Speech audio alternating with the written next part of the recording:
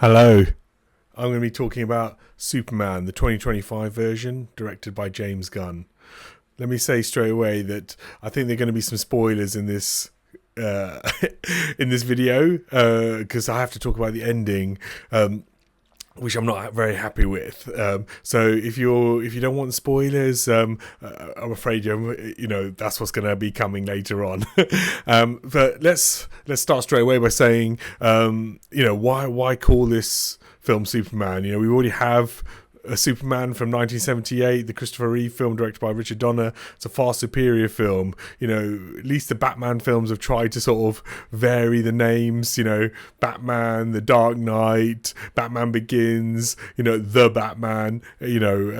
So I don't know why. I remember reading this was going to be called Superman Legacy. I mean, it's a vague word, legacy, so I understand why they dropped it, and obviously as a franchise starter maybe they wanted a clean slate by calling it just a clean Superman, and Man of Steel has already been taken already, but it's a shame that they've called it the same name as the 78 version, which is a far better film, and that's nearly 50 years old. At least with this Superman, with the James Gunn Superman, the 2025 version, we dropped in straight away. No big preamble, no origin story. Thankfully, you can't beat Marlon Brando. We've seen that with the Man of Steel. The Snyder film. You can't beat the 78 version of the origin story. Here, James Gunn learns it's sort of an epic preamble, even though it's just words, and then straight in Superman crash landing in Antarctica, and then the film, starts, and the pacing is good. It's not boring. So for sort of casual audiences and Superman fans alike, you're straight in, and that's a good thing. And at least there's some substance as well. As you saw with James Gunn's The Suicide Squad, which I'm a big fan of, he put in some substance there. And here we've got a bit of geopolitics. There's some topicality to the plot, to one of the plot threads. So, for those that like a bit of substance with their blockbusters, there's a little bit there as well. But there is a whiff of sort of patronisingness, if that's a word, about the way a victim nation is portrayed. It doesn't quite sit right with me, but at least there's a stab of some sort of political observations in a superhero movie, which is rare. And then you've also got another commentary on the dangerousness of billionaires. I don't know whether you've seen the Day of the Jackal TV show recently, very good TV show. And in it, the Jackal, he mentions the dangerousness of his rich clients. And in the Justice League movie, the Snyder film, The Flash asks Bruce Wayne what his superpower is, and he says, "I'm rich." And Superman, the 2025 version, has Lex Luthor as the villain, as the antagonist, and he's a formidable adversary because of his wealth. And so, at least the Superman is talking about some, substantive things. Even if it is a bit cursory, at least it tries.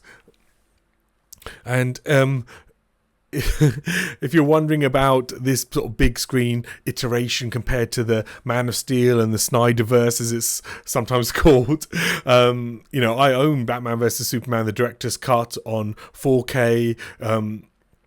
It is a superior version to the theatrical cut, but when I rewatched it not that long ago, the dialogue and plotting jars. It is painful. I'm not a big fan of Snyder as a filmmaker, and James Gunn is a better director, better writer, and Superman is far superior to the Man of Steel. So if you're wondering about the two versions, then yes, this is a better film. And in James Gunn's film, I'm glad there's a sort of team. Superman is a bit of a boring character. He needs to be surrounded by interesting, cast and players. And you've got Nathan Fillion here as a sort of scene-stealing, douchey Green Lantern. And you've got Hawk Girl and Mr. Terrific bringing charisma as well. So I'm glad James Gunn inserted a team, not just have Superman on his own, fighting antagonists, trying to save the day. And the comedy stuff is great as well. So James Gunn is very good at that stuff. If you've seen Super and Slither and obviously Guardians of the Galaxy, he's a funny filmmaker, and obviously Peacemaker, his TV show. He's got wit, and the Superman film benefits from his wit. James Gunn is an inconsistent talent. I mean, I'm not a big fan of the Guardians of the Galaxy sequels, but like I said, I do like his Suicide Squad, and when his name is attached as a writer or as a director, I'm always intrigued about what he's going to do. I think he is an interesting filmmaker. I don't think he's peaked yet as well, which I look forward to seeing what else he's got to come up with in his career. But there are problems with this Superman film. Firstly, you've got Jor-El and Lara, Superman's Kryptonian parents. We see them only as a sort of garbled recording, not complete recording, and it's not in English. It's in the language of Krypton, but there's a whole plot point with the fact that the message was not complete. It was damaged with Superman's entry to Earth, which is a shame. And it's used message, the incomplete message, is used as a device to sort of turn many of the Earth's population against him. Later on in the film, alienating Superman, get it? A little joke there.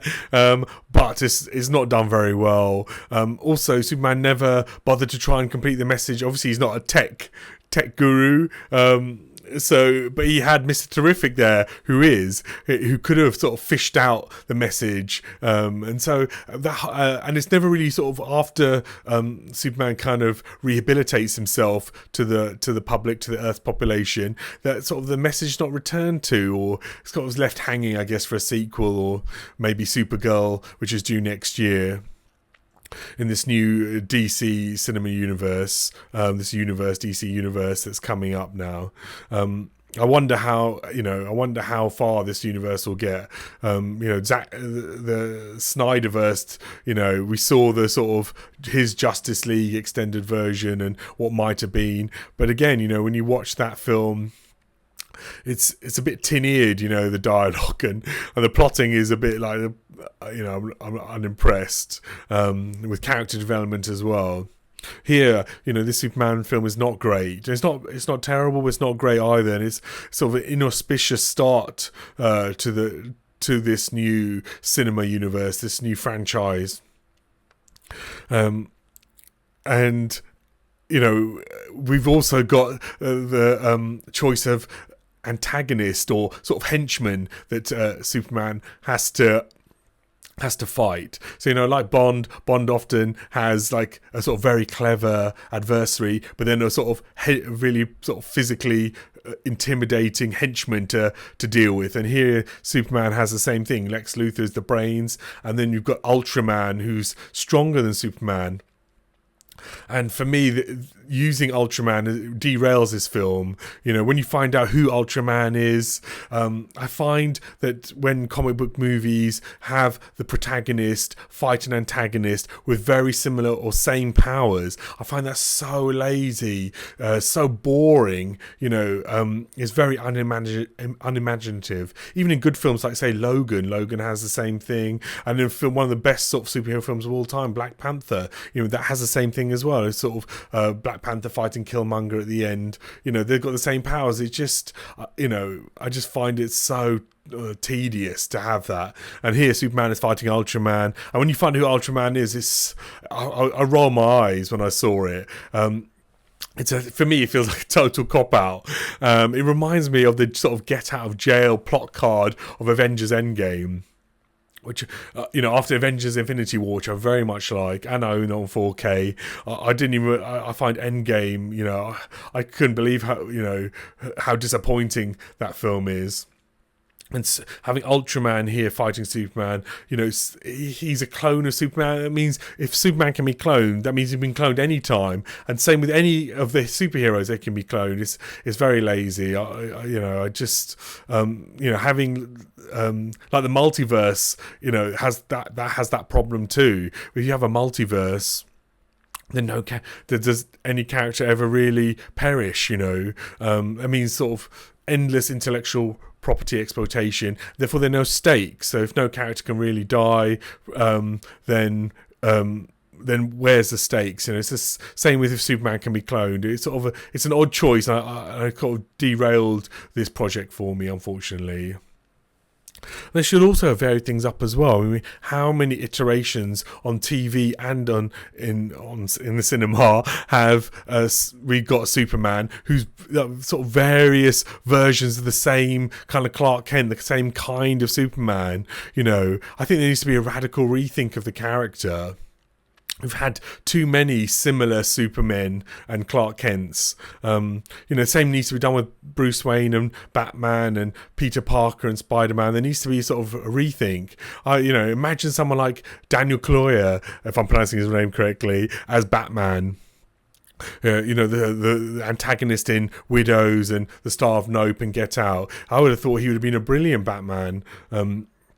It's not too late. I mean, I don't think it's too late anyway. I don't know how far in this new DC universe they've cast the Batman, but I'd say Daniel Kaluuya. I'd put his, I would suggest his name in the ring. But Superman does need to be rethought as a sort of who plays him and his characterization, just to keep it fresh, and the climax, that's another big problem I have. It's another sort of comic book movie cacophony of CGI, It just doesn't feel real. It just feels like it's been created in a computer, the ending. It doesn't feel like substantive. I would like more superhero films to have like a more intimate climax. It doesn't mean it can be any less epic or any less powerful, but epic doesn't have to be like a city being destroyed or planet being destroyed or planet having its, being potentially destroyed rather.